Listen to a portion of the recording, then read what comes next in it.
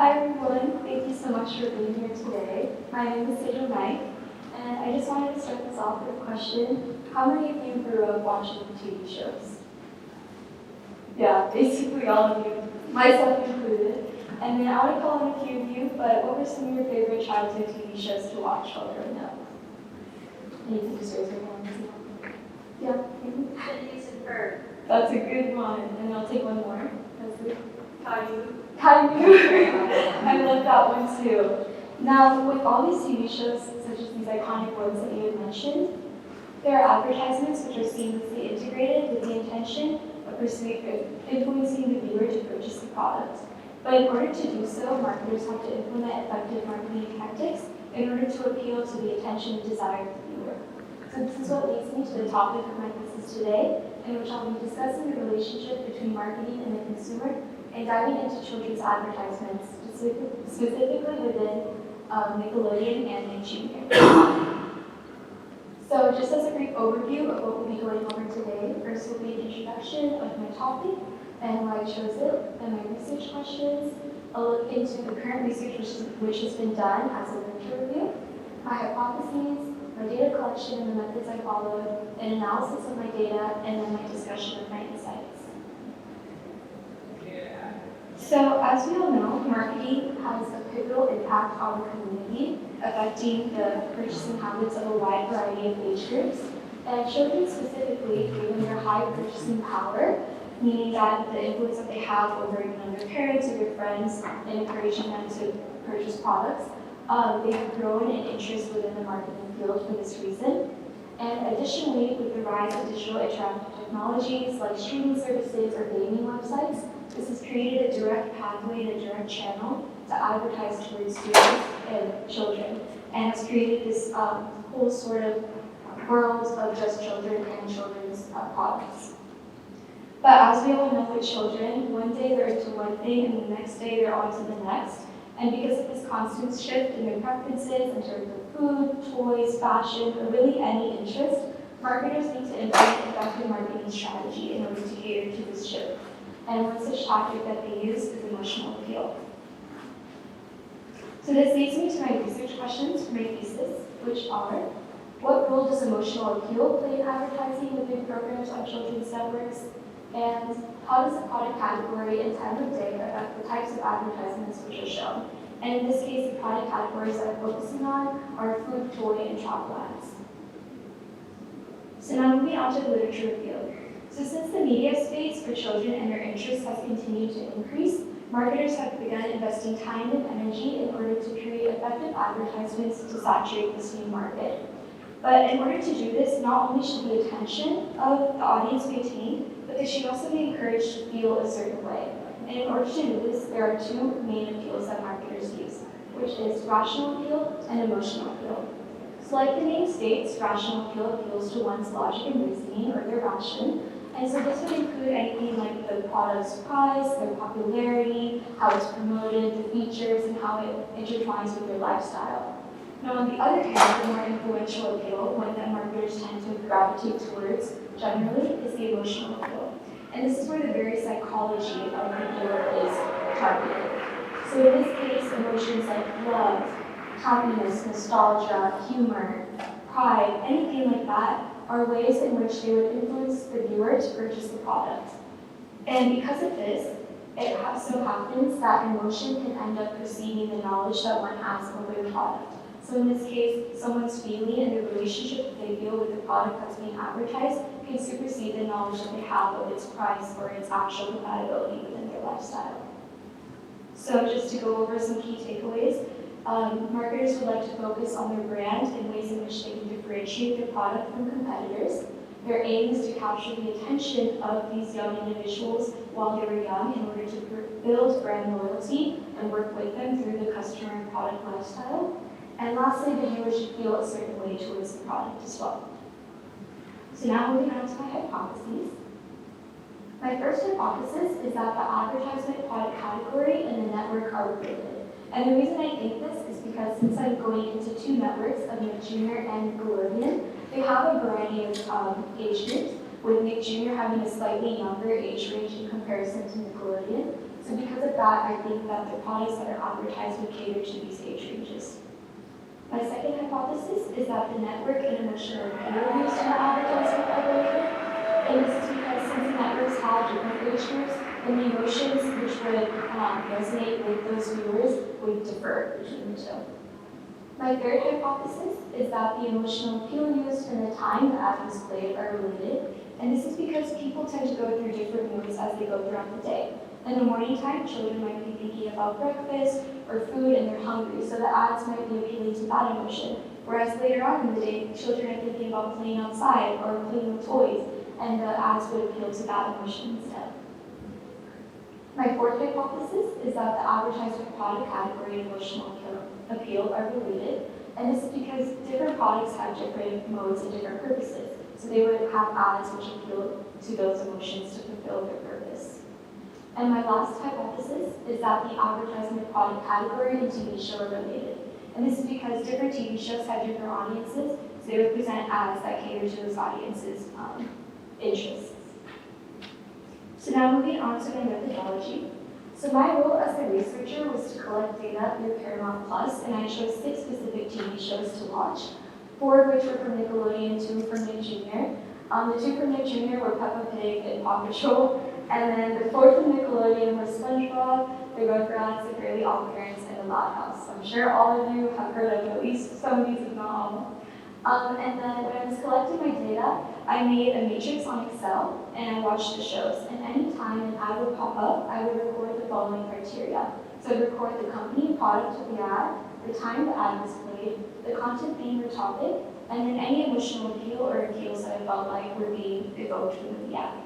And lastly, for my analysis, I used a systematic matrix that I created on Excel and transferred it on to SPSS, where I ran chi-square testing to see if there was any relationship between my variables. So now I want to take a minute to show you a sample ad that I saw while watching an episode of SpongeBob. It's a lunchroom ad, and then I want you all to watch it, and then you can just call out any emotions that you feel like you felt during this ad.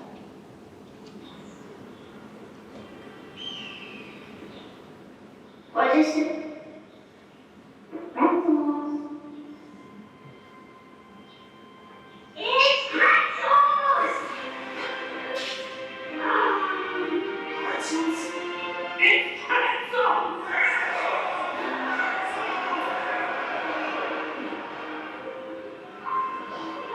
Modules, 100% So if you, what kind of emotions did you feel while watching it? Hungry.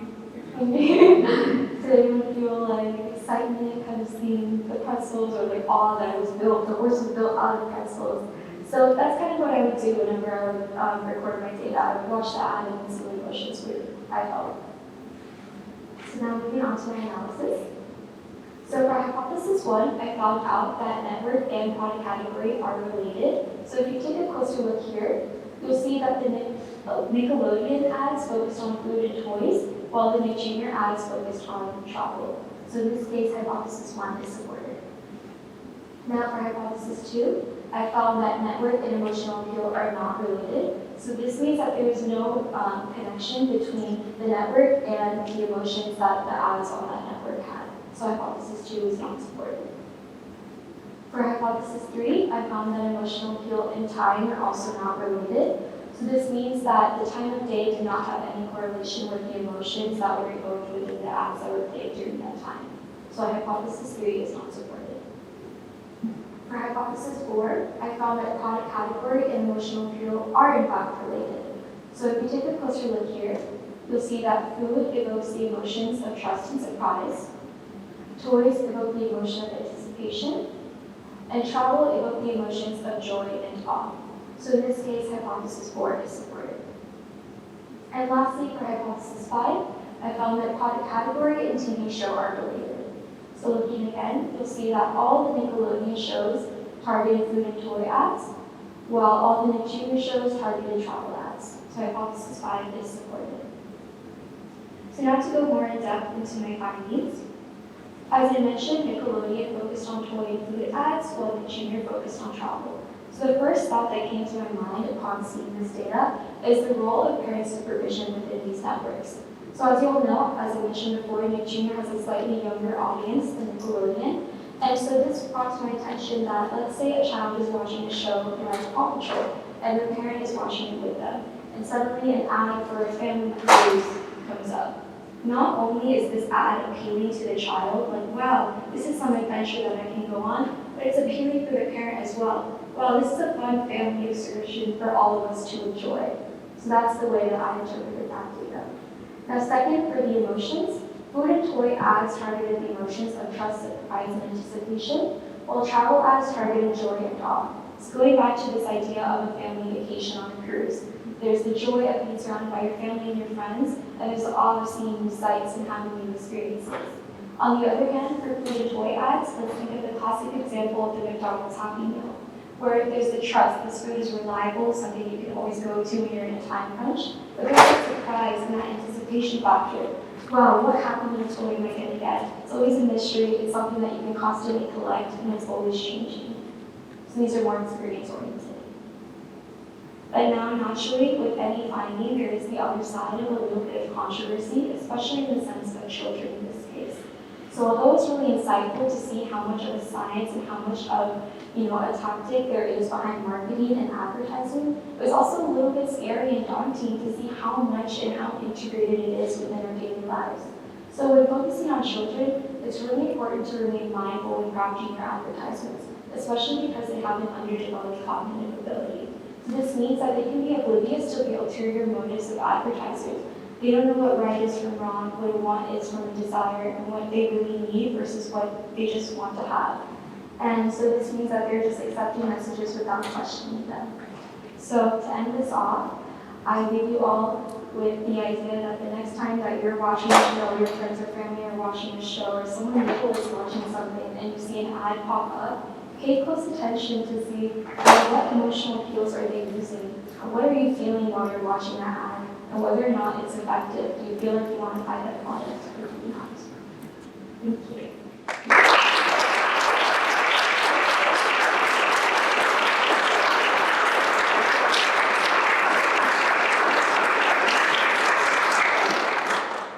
Does anyone have any questions?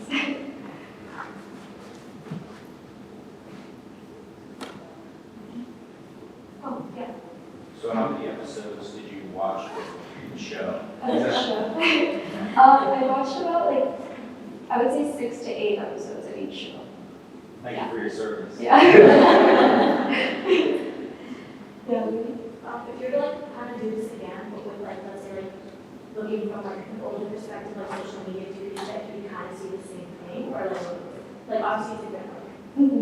That would be really interesting to do. I do think it would be kind of similar just because the time, or it could be a little bit different than the times of day that you are on social media versus when you're watching TV, and the emotions that you're feeling is really kind of varied, but for the most part I think it would be similar. But that would be interesting to do. What were some of the common emotions you felt while watching the TV show? Oh yeah, I would say I felt a lot of anticipation or excitement, because a lot of them even for the travel ones, oh, what are they gonna do, or that ad, or the anticipation of it was a lot of unboxing for toys and things like that. And they use really bright colors to kind of create that excitement. So I'd say that was the most popular. I think it was the hypothesis that the time of day wasn't supported. Mm-hmm. Do you think that advertisers that information would be useful for them and start targeting their ads during certain times of day? Yeah, I think that it would be really useful, because I also think as I mentioned with the different networks, there's different age ranges. So younger children may not be watching TV at the same time as slightly older children.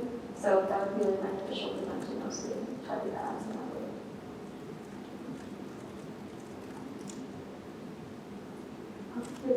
So, what is the most impactful takeaway For me, I think I knew the importance and the influence of marketing, but even though you know how integrated it is, I think it was just really exciting to see just how impactful and effective it is as well, and how at such a young age children can be conditioned and could be influenced, which is a little bit scary.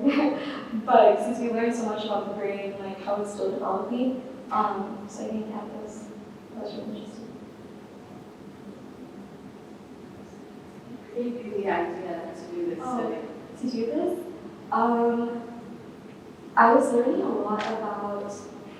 I've always been interested in like more like marketing side, and I was like in a lot of digital marketing classes, and I don't know, you learn so much about like social media and its impact, especially like as a teen, but then like, younger kids now too, like kids are coming out of the womb and suddenly like, they're on their iPads but like reading. And so that was why I thought that it was something interesting that I wanted. Like, mm-hmm.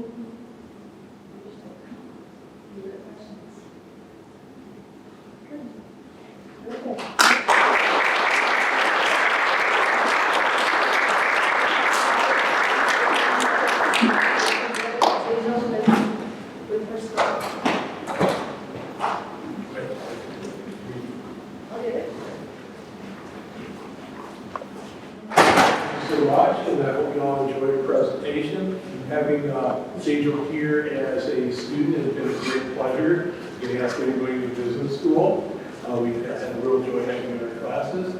And they say it was a great presentation. And if you all don't know that she's going for her master's degree up the street on at UT.